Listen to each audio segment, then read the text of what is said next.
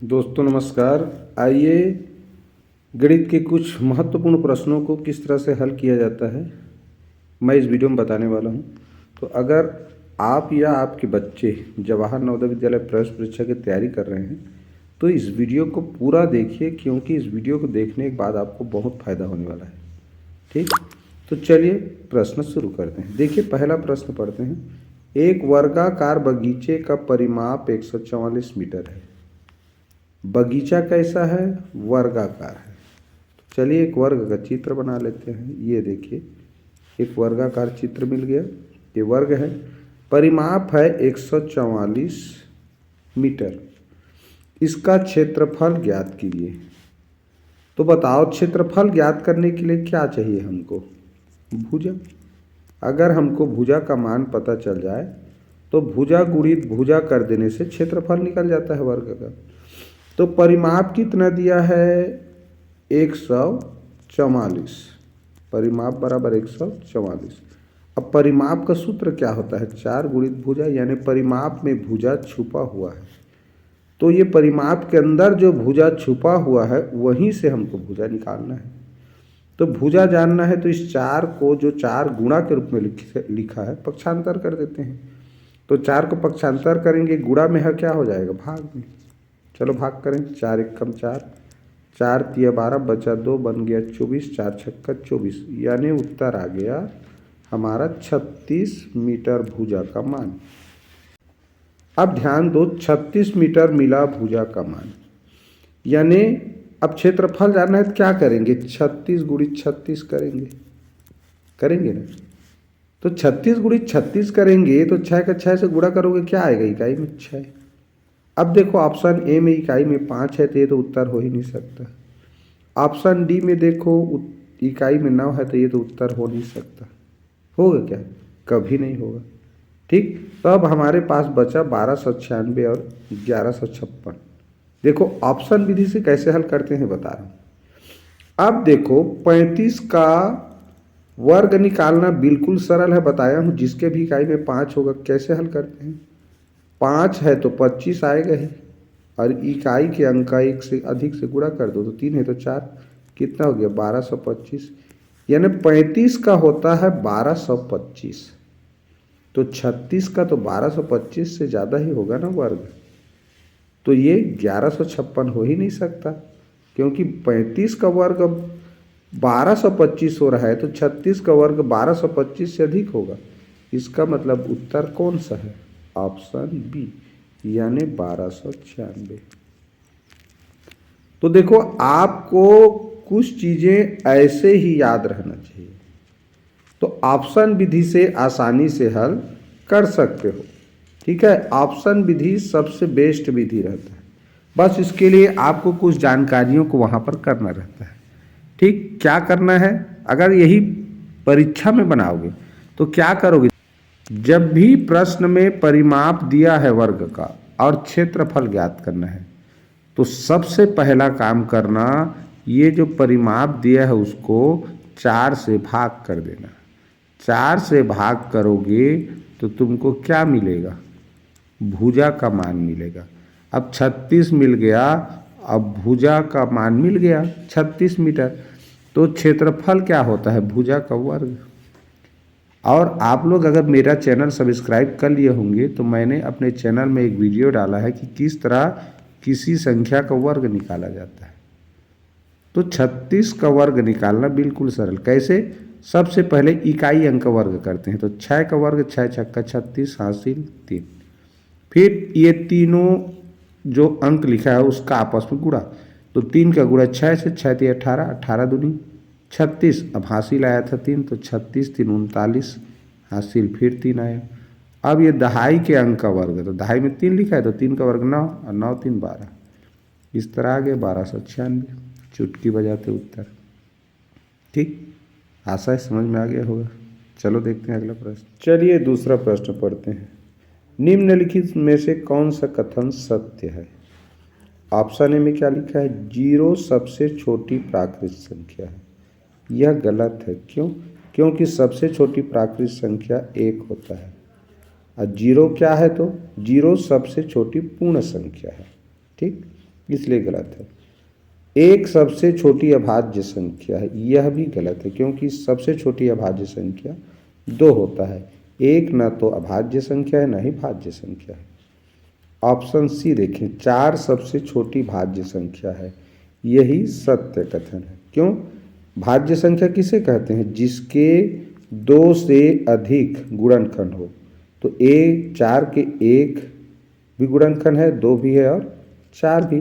तो देखो 1 के कुल 3 गुणनखंड है, यानी 2 से अधिक है। तो जिस संख्या के 2 से अधिक गुणनखंड होते हैं उसे भाज्य संख्या कहते हैं। और 4 से पहले यानी 4 से छोटा कोई भाज्य संख्या नहीं होता, इसलिए कह सकते हैं कि 4 सबसे छोटी भाज्य संख्या है। यही कथन सत्य लिखा है, तो ये आंसर हो गया। चौथा भी देख लेते हैं, चौथा ऑप्शन क्यों गलत है। देखो, 1 सबसे छोटी पूर्ण संख्या है, गलत, क्योंकि सबसे छोटी पूर्ण संख्या क्या है? अभी मैंने बताया 0। ठीक, तो इस तरह ये प्रश्न भी हो गया। चलिए देखते हैं अब ये प्रश्न। देखिए लिखा है, एक दूध वाला एक छात्रावास में 57 लीटर दूध सुबह और 45 लीटर दूध शाम को आपूर्ति करता है।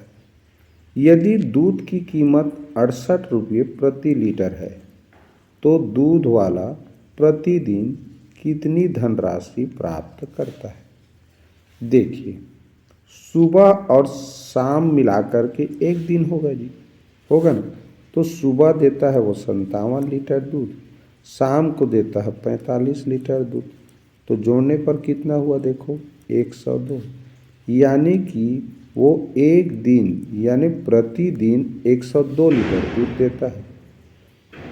अब 1 लीटर का भाव कितना है प्रति लीटर? देखो 68 रुपये लिखा है, तो 68 का गुणा हमको किससे करना है? इस 102 से।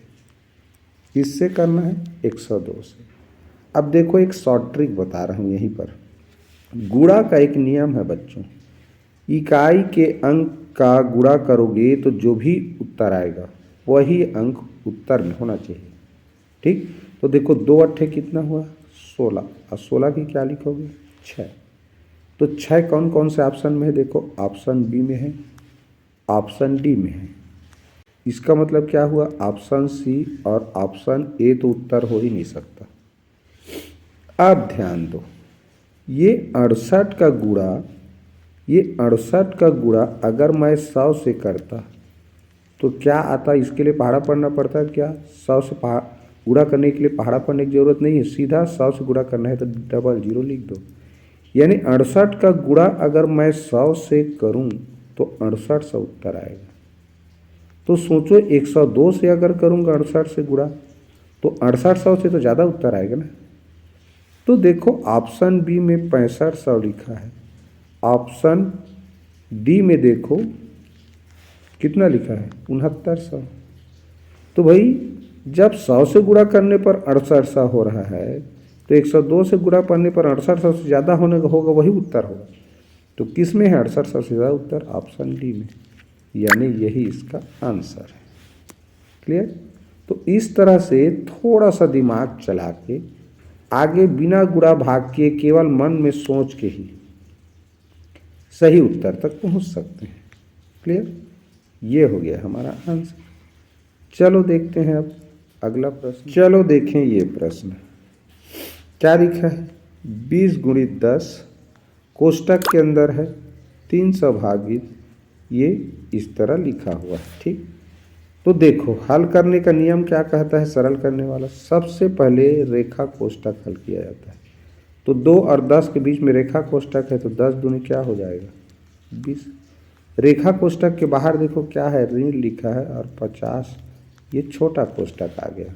अब छोटा कोष्टक हल करेंगे, 50 में से 20 गया, क्या बचेगा? 30। छोटा कोष्टक भी हल हो गया। छोटा कोष्टक के बाहर देखो क्या लिखा है? ऋण, और फिर क्या लिखा है? 90। इस तरह छोटा कोष्टक से बाहर निकले तो हमको क्या मिला? मंझला कोष्टक। अब 90 में से 30 घटाओगे क्या मिलेगा? 60। मंझला कोष्टक भी हल हो गया। अब बाहर में बड़ा कोष्टक है। अब इधर देखो मंझला कोष्टक के बाहर क्या है? ये भाग का चिन्ह और 300। अब 300 को 60 से भाग करोगे, देखो 0 0 कट गया, 6 1 कम 6 5 6, यानी उत्तर आया बड़ा कोष्ठक हल करने के बाद 5। अब देखो बड़ा कोष्ठक के बाहर क्या है, धन का चिन्ह है, फिर 10 लिखा है और गुणित 20। तो 20 गुणित 10 कितना हुआ, 200। फिर 5 को जोड़ेंगे बाद में, क्यों, बोडमास का नियम कहता है गुणा और धन चिन्ह दोनों हो तो गुणा पहले हल हुआ। तो 2 दहम 20 और धन 5, कितना हो गया, 205। देखो कौन सा ऑप्शन में है, ऑप्शन बी इसका सही उत्तर है। क्लियर। एक सिस्टम से एक क्रम से करना है, उसके बाद आसानी से उत्तर मिल जाता है। आपको केवल ये बोडमास का नियम अच्छे से पता होना चाहिए। ठीक, बोडमास का नियम क्या कहता है, सबसे पहले ब्रैकेट हल करना है। अब ब्रैकेट में सबसे पहले रेखा कोष्ठक यानी रेखा वाला ब्रैकेट, लाइनर ब्रैकेट, फिर ये छोटा, उसके बाद इस तरह सर्पाकार कोष्ठक हल करते हैं, फिर बड़ा कोष्ठक। उसके बाद जो भी बाहर में संख्या बचा तो उसमें पहले ये ऑफ वाला, फिर भाग, फिर गुणा, उसके बाद जोड़ना, उसके बाद घटाना। ये नियम है, इस नियम से हल करोगे तो सरल करने वाला प्रश्न आसानी से और सही ढंग से हल कर सकते हो। क्लियर। चलो देखते हैं अब अगला प्रश्न। देखो अगला प्रश्न लिखा हुआ है, क्या लिखा है, अंक 4, 9, 5 के प्रयोग से बनाई जाने वाली 3 अंकों की सबसे बड़ी संख्या। तो संख्या बनाने का नियम क्या कहता है, सबसे बड़े मान वाले अंक को पहले लिखो, उसके पीछे उससे छोटे, उसके पीछे उससे छोटे। तो हमको 4, 9, 5 ये 3 अंक है, इसी से 3 अंक की सबसे बड़ी संख्या बनाना है।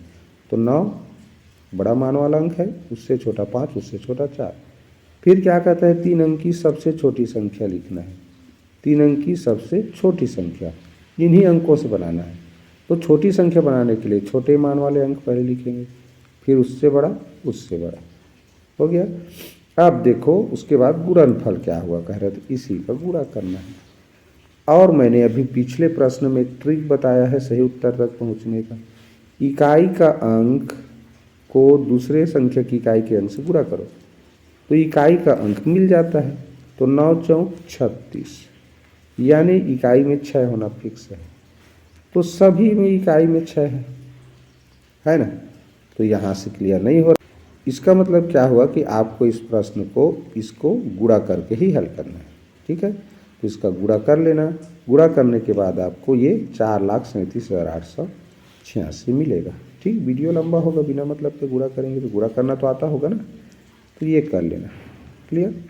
चलो अगला प्रश्न देखते हैं। देखिए प्रश्न, सूची 1 का सूची 2 से मिलान कीजिए। आयत का परिमाप लिखा है, तो आयत का परिमाप का सूत्र क्या है, लंबाई धन चौड़ाई के साथ 2 का गुणा, यानी लंबाई और चौड़ाई के योगफल का 2 गुना होता है। तो ये है इसका, ए का क्या हो जाएगा, दूसरा वाला। अब देखें त्रिभुज का क्षेत्रफल। तो त्रिभुज का सूत्रफल, तो त्रिभुज के क्षेत्रफल का सूत्र क्या है, 1/2 गुणित आधार गुणित ऊंचाई। तो दूसरा यानी बी का हो जाएगा ये तीसरा। सी देखें, वर्ग का क्षेत्रफल क्या होता है, भुजा का वर्ग, सी का हो जाएगा ये चौथा। और समचतुर्भुज का परिमाप होता है 4 गुणित भुजा। ठीक, तो ये इसका जोड़ी बनेगा। तो चलिए देखते हैं इसका जो सुमेलित आंसर है वो कहाँ पर है। तो देखिए ये इसमें दिया हुआ है। तो यहाँ देखिए हमने क्या देखा था, ए का दूसरा और बी का तीसरा दिखा था उसमें। तो ए का दूसरा बी का तीसरा इसी में है, बाकी में तो देखो ए का तीसरा दे दिया है, ए का चौथा दे दिया है। तो ये बी वाला इसका सही आंसर है। ठीक, ए का दूसरा मिला था, बी का तीसरा, सी का चौथा, डी का पहला वाला। ठीक है, इस तरह ये हो जाएगा इसका आंसर। ठीक, आशा समझ में आ गया होगा। चलो अगला प्रश्न देखते हैं। चलिए ये प्रश्न देखते हैं। एक वस्तु को 7,250 रुपये में बेचने पर दीपक को 625 रुपये की हानि होती है। उसकी ये प्रिंट मिस्टेक है, क्रय मूल्य ज्ञात कीजिए का है। तो याद रखो जब हानि होता है ना, तो क्रय मूल्य विक्रय मूल्य से अधिक होता है। तो ये तीनों में सबसे अधिक क्या है? क्रय मूल्य है। और सबसे अधिक का जानना है ना, तो बाकी ये दो राशि को जोड़ना रहता है। तो क्या करेंगे, सीधी सी बात, विक्रय मूल्य 7,250, हानि 625, जोड़ दो, कितना आया? 7,875। ऑप्शन ए इसका सही उत्तर है। ठीक, इससे क्या समझे कि हानि की स्थिति में क्रय मूल्य विक्रय मूल्य से अधिक होता है, और क्रय मूल्य पूछे तो क्या है, ये विक्रय मूल्य और हानि का योगफल क्या कहलाता है? क्रय मूल्य कहलाता है। विक्रय मूल्य और हानि का योगफल क्या कहलाता है? क्रय मूल्य। तो भाई विक्रय मूल्य हानि का योगफल करोगे तभी तो क्रय मूल्य मिलेगा ना। इस तरह ये उत्तर मिल गया। ठीक, चलो देखते हैं अगला प्रश्न। चलिए पढ़ते हैं ये प्रश्न। 10 और 25 के बीच सभी अभाज्य संख्याओं का औसत ज्ञात कीजिए। औसत जान रहे हो, जिनका भी औसत जानना रहता है उसका पहले योगफल करेंगे।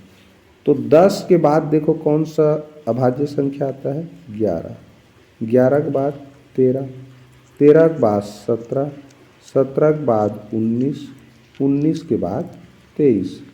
अब 23 के बाद सीधा 29 आता है, लेकिन यहाँ 10 और 25 के बीच की बात हो रही है।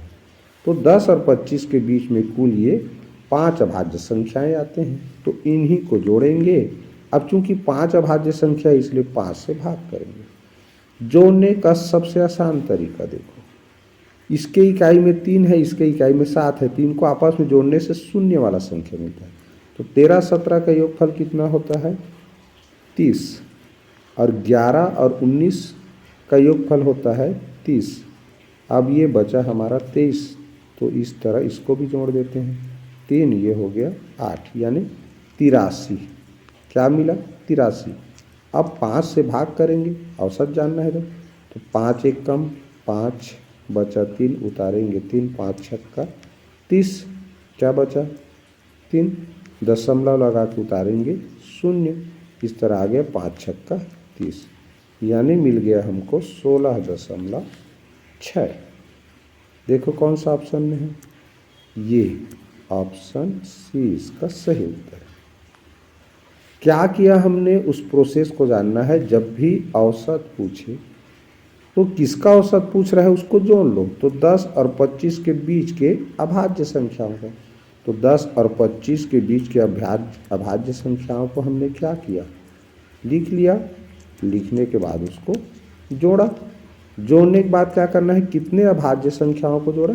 तो 5। तो जोड़ने के बाद 5 से भाग कर दिए, जो भाग फलाया वही उसका आंसर हो गया। क्लियर? चलिए अगला प्रश्न देखें। चलिए देखते हैं अब ये प्रश्न। 49 निम्नलिखित में से कोणों का कौन सा युग्म, युग्म माने होता है बच्चों जोड़ा। युग्म माने क्या होता है? जोड़ा।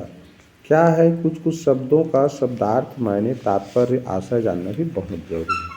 ये हिंदी में बहुत काम आता है, तो ये गणित में तो काम आता ही है।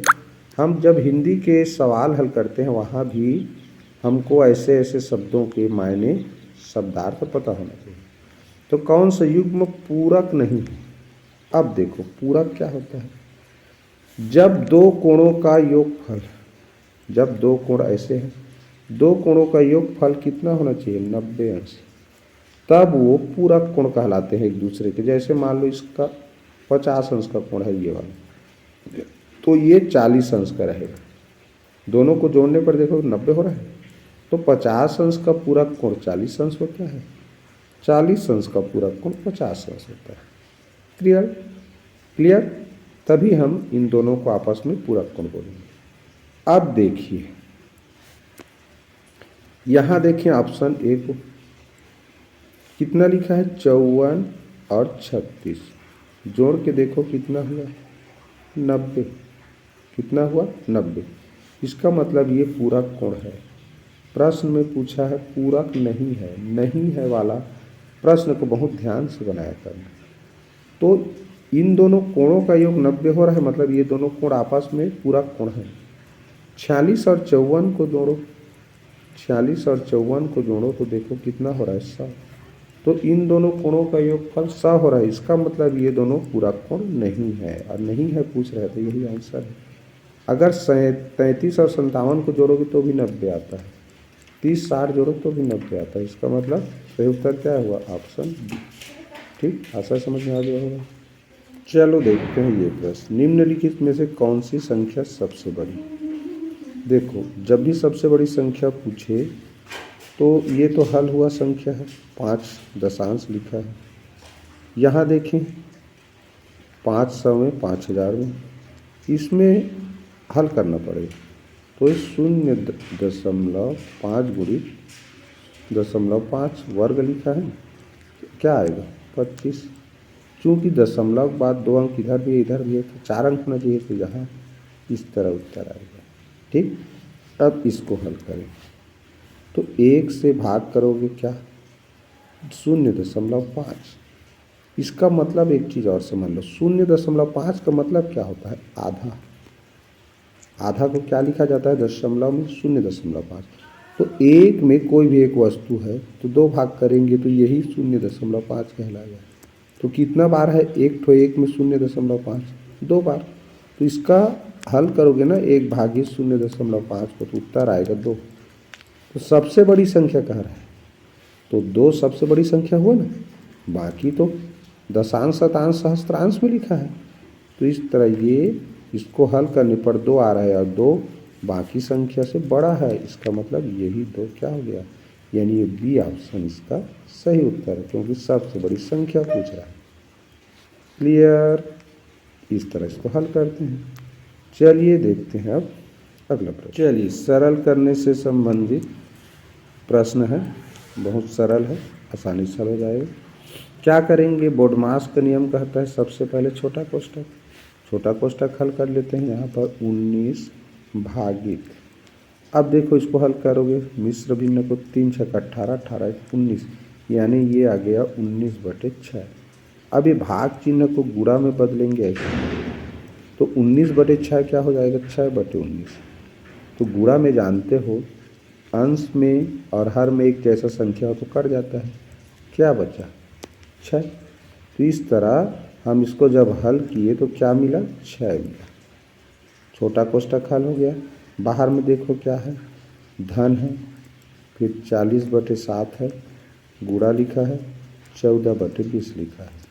अब ये गुणा है, धन है, तो क्या पहले हल होता है? बोडमास के नियम से गुणा, और 2 भिन्नों के बीच में गुणा होना, तो पहले अंश और के बीच में जो कट रहा हो कटा देते हैं। तो देखो 7 1 कम 7, 7 दूनी 14, अब 20 1 कम 20, 20 दूनी 40, नीचे में 1 बचा, ऊपर क्या बचा? 2 गुणित 2 यानी 4। तो ये इतना को हल किए इसको, तो क्या मिला? 4। अब पहले से इधर देखो क्या लिखा है? धन 6, क्या हुआ? 4 धन 6 10। अब बड़ा कोष्ठक हल हो गया और उत्तर मिला हमको क्या? इतना को हल कर लिए तो क्या मिला? 10 मिला। अब बाहर देखो क्या लिखा है? यहाँ गुणा का चिन्ह है। अब ये 8 से ही 1/2 का मतलब क्या हुआ? 8 दूनी 16, 16 1 17/2, यही तो मिला।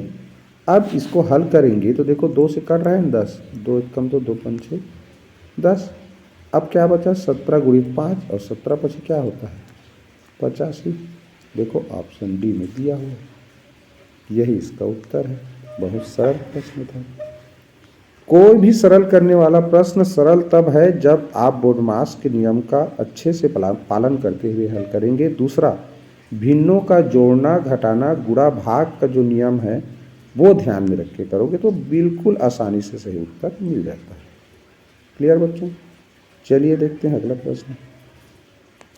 देखो प्रश्न क्या कहता है, निम्नलिखित रेखा चित्र एक कंपनी में विभिन्न वर्षों में भर्ती किए गए कर्मचारियों की संख्या को दर्शाता है। इस रेखा चित्र का अध्ययन करें और दिए गए प्रश्न का उत्तर दें। ये कर्मचारियों की संख्या, ये वर्ष। क्या कह रहा है? किस वर्ष में भर्ती किए गए कर्मचारियों की संख्या अधिकतम थी? तो देखो कर्मचारियों की संख्या अधिकतम कितना है? 60। कौन से वर्ष में? किसके सीधा में है? 2021। इसका मतलब क्या हुआ, 2021 में सबसे अधिक कर्मचारी भर्ती किए गए थे 60, बाकी में तो देखो इसमें 55 है, 40 है, 25 है, 50 है। तो 2021 में 60 यानी सबसे ज़्यादा कर्मचारी भर्ती किए गए थे। तो वर्ष तो पूछा है ना, किस वर्ष, तो ये 2021 ऑप्शन सी में दिया है। यही इस प्रश्न का आंसर है बच्चों। क्लियर, आशा है समझ में आ गया होगा। चलो अगला प्रश्न देखते हैं। 3 अंकों वाली कितनी प्राकृत संख्याएं हैं? ऐसे प्रश्नों को ना रट्टा मार के ही याद रख लो। 900। देखो 1 अंकों की कुल प्राकृत संख्या ना, 2 अंकों की पूछे तो बस 1 जीरो बढ़ाते जाओ। 90 3 अंकों की पूछे तो 2 जीरो कर दो, 3 अंकों की हो गया। 900 कुल प्राकृत संख्या है 3 अंकों की। 4 अंकों की कुल प्राकृत संख्या पूछे तो ये 9000 हो जाएगा। क्लियर, तो ऐसे ऐसे प्रश्नों को ऐसी रट्टा मार के दिमाग में हमेशा याद रखो। ठीक, चलिए अगला प्रश्न देखते हैं। चलिए पढ़ते हैं प्रश्न। चित्र में दिखाए गए कोण का प्रकार है। देखो ये चिन्ह ऐसे बना है ना, तो ये अगर इस तरह होता तो ये 180 अंश होता है। जब सीधी रेखा में किसी बिंदु पर कोण बनता है तो सीधी रेखा बनने के बाद और मुड़ गया है, यानी 180 से ज़्यादा हो गया, तो वो कहलाता है बृहद कोण। क्या कहलाता है? बृहद कोण। और बृहद कोण का एक और नाम है प्रतिवर्ती कोण। बृहद कोण को और किस नाम से जाना जाता है? प्रतिवर्ती कोण। ठीक है बच्चों, तो ये इसका सही आंसर है। ठीक, एक चीज़ और बता दूं यहाँ, मान लो ये इधर न रह के इधर ऐसे रहता है तो ये अधिक कोण हो जाता है। क्या कोण हो जाता है? अधिक कोण हो जाता है। लेकिन ये ऊपर तरफ से ऐसे बना है तो ये बृहद कोण होगा। क्लियर, चलिए अगले प्रश्न की ओर जाते हैं। चलिए देखिए अगला प्रश्न क्या कहता है। सबसे छोटी विषम अभाज्य संख्या और 2 अंकी सबसे बड़ी अभाज्य संख्या का गुणनफल। तो सबसे छोटी विषम अभाज्य संख्या है 3, लेकिन सबसे छोटी अभाज्य संख्या कहता तो 2 होता है, लेकिन विषम अभाज्य सबसे छोटी 3 है। और 2 अंकी सबसे बड़ी अभाज्य संख्या होता है 97 यानी 97। क्या कह रहा है? गुणनफल, बस गुणा करना है। 3 सत्ते 21 हासिल 2, 3 या 27 27 2 29। कितना उत्तर आया? 291। ऑप्शन सी में दिया, यही इसका सही उत्तर है बच्चों। बहुत ध्यान से प्रश्न को पढ़ना जरूरी है। सबसे छोटी विषम, सम कहता सम अभाज्य तो 2 है, विषम अभाज्य सबसे छोटी 3 है, याद रखना। और 2 अंकी सबसे बड़ी अभाज्य 97। गुणनफल करने के लिए बोला था, गुणा कर दिए तो गुणनफल मिलेगा। क्या आया? 291। आशा समझ में आ गया होगा। चलिए ये प्रश्न भी देख लेते हैं। निम्नलिखित आयत चित्र का अध्ययन कीजिए और 25 से कम अंक पाने वालों की संख्या ज्ञात कीजिए। यहाँ अंक दिया हुआ है, ये छात्रों की संख्या। ध्यान दो, 25 से कम बोला है तो ये तो 25 वाला का दंड आलेख है। 25 से कम बोला है तो ये 20, 25 से कम है, ये भी। तो 20 कितने लोगों को अंक मिला? 25। ये 15 अंक कितने को मिला? 20। 10 अंक कितने लोगों को मिला? 13। 5 अंक 5, बस जोड़ना है।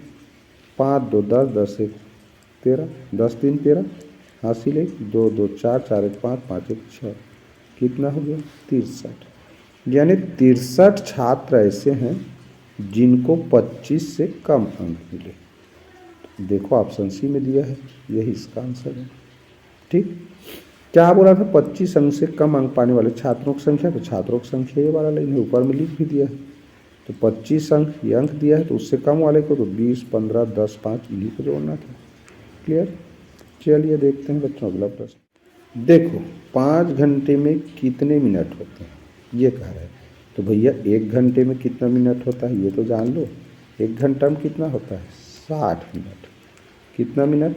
60 मिनट। तो 1 से अधिक का जानना रहता है तो क्या करते हैं? गुणा। तो इस 60 से हो जाएगा। 5 घंटे का जानना है तो 5 से गुणा। 6 5 6 30 यानी 300 मिनट। ऑप्शन डी में देखो दिया है। बहुत सरल प्रश्न था। ठीक, तो 1 घंटे का पता है तो 1 घंटे से अधिक का कितना का भी पूछे, इस 60 का उसके साथ गुणा कर दिया जाता है। क्लियर, चलो आशा समझ में आ गया। चलिए ये प्रश्न पढ़ते हैं। एक दुकानदार ने 3 रुपये की दर से 10 पेंसिल खरीदा। तो एक पेंसिल का 3 तो 10 पेंसिल का कितना हुआ 30 रुपये। 5 की दर से 15, तो 5 रुपये एक पेंसिल का, तो 15 का खरीदेगा। 15 पचे 75, कितना हुआ देखो 105 रुपये में वो पेन और पेंसिल को खरीदा। उसने पेन और पेंसिल को 8 रुपये की समान दर से बेचा, यानी एक को 8 रुपये में बेचा। कितना तो समान था देखो 25, 25 अट्ठे कितना होता है 200, कितना होता है 200, यानी 200 में उसने बेचा। तो लाभ यहाँ नहीं पूछा, तो 200 में 105 घटाओगे क्या आएगा 95, यानी 95 रुपये उसको लाभ होगा, जो कि ऑप्शन बी में दिया है। ठीक, बहुत सरल था, आशा समझ में आ गया होगा। चलो देखते हैं ये प्रश्न। 2 सही 1/5 और 4 सही 2/3 के व्युत्क्रम का योग करना है। तो 2 सही 1/5 का मतलब क्या हुआ 2 पंचे 10 1 11/5, 4 3 12 12 2 14/5, 3 हो गया। अब इसका व्युत्क्रम करना माने अंश हर को अदला बदली कर देना। तो 11/5 क्या हो जाएगा 5/11 और 14/3 यानी 3/14। बस सिंपल है। अब करना क्या है, लघुत्तम कितना आएगा देखो ऑप्शन में दिया है, सब में 154 यानी 154 आएगा। तिर्यक गुणा करते हैं, गुणक होता है लघुत्तम तो तिर्यक गुणा। 14 पंचे 70, 11 तिया 33, जोड़ोगे क्या आएगा 103, यानी 103/154 आंसर है, जो कि ऑप्शन ए में देखो दिया हुआ है। ठीक, यही इसका आंसर है बच्चों। प्रश्न को समझना था केवल कि कह क्या रहा है।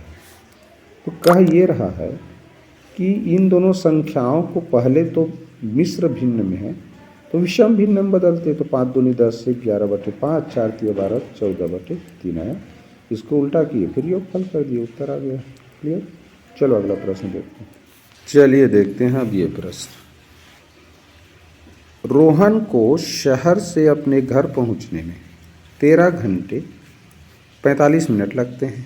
वह रात 10:20 बजे यानी रात 10:20 में अपनी यात्रा शुरू करता है। वह अपने घर कितने बजे पहुंचेगा। देखो ये उसकी यात्रा करने का जगह है और यहाँ उसको पहुंचना है। तो वो शुरू करने का समय दिया है 10:20 दिया है प्रारंभिक समय, और उसको यात्रा में कितना समय लगा ये भी दिया है 13 घंटे 45 मिनट। जब भी प्रारंभिक समय दिया हो काम शुरू करने का समय और ये काम कब ख़त्म हुआ ये समय पूछे, तो हमेशा काम शुरू किए गए समय में, ठीक है, कितना समय लगा उस काम को करने में, यानी उसको यात्रा करने में कितना लगा 13 घंटे 45 मिनट। बस इसको जोड़ देना है, लास्ट में कितना बजा पता चल जाएगा। देखो कितना आया 65 मिनट, इसको जोड़े तो 23 घंटे 65 मिनट। अब हम जान रहे हैं कि 60 मिनट का तो 1 घंटा होता है, 60 मिनट का 1 घंटा होता है। तो ये 65 में से 60 को निकाल लेंगे तो 5 मिनट बचा। अब 1 घंटा इसमें और जोड़ देंगे, कितना हो गया 24 घंटा 5 मिनट, 24 घंटा 5 मिनट। और 24 कब बजता है रात में। रेलवे में स्टेशन पे जब जाओगे ना तो 24 बजे उसमें 00 ऐसे लिखाया रहेगा। जब राइट रात को 12 बजेगा तो इस तरह लिखाता है। तो जब भी 24 बजे आएगा उत्तर तो रात जान लेना रात के 12 बजे है। तो 12:05। और 12:05 को क्या बोलते हैं सुबह। क्या बोला जाता है सुबह बोला जाता है। तो देखो कौन से ऑप्शन में इसका उत्तर दिया है, ये ऑप्शन सी में देखो सुबह 12:05 लिखा है। यही इसका आंसर है बच्चों। क्या किया हमने रात 10:20 में अपना यात्रा शुरू किया और 13 घंटे और 45 मिनट की यात्रा करने के बाद वो अपने घर पहुंचा। तो और क्या है इसी में हमने ये प्रारंभिक समय 10:20 को जोड़ दिया। इसमें कठिनाई क्या आया, केवल कि यहाँ पर मिनट 60 से ऊपर आया, 60 मिनट से जब भी ऊपर आएगा, ज़्यादा आएगा, तो उसमें से 60 घटा देना। 60 घटाने से जो बचा वो मिनट है, और 60 घटाए हो एक बार तो वो 1 घंटा और हो गया, तो ये 24 घंटा 5 मिनट हो गया, और 24 रात 12 बजे बजता है, और रात 12 बजे के बाद को सुबह बोलते हैं, तो इसलिए ये ऑप्शन इसका उत्तर है बच्चों। क्लियर? तो देखो, इस वीडियो में मैंने कुल 20 प्रश्न हल करके बताया, और बहुत ही इम्पोर्टेंट प्रश्न था। तो ये वीडियो और इसमें का जो प्रश्न कलेक्शन है कैसा लगा, प्लीज़ कमेंट करके ज़रूर बताओ। वीडियो को तो एक लाइक करना बिल्कुल मत भूलो, अपने दोस्तों में अधिक से अधिक शेयर जरूर करो। ठीक, तो नेक्स्ट वीडियो में फिर मिलेंगे, तब तक के लिए goodbye, have a nice day.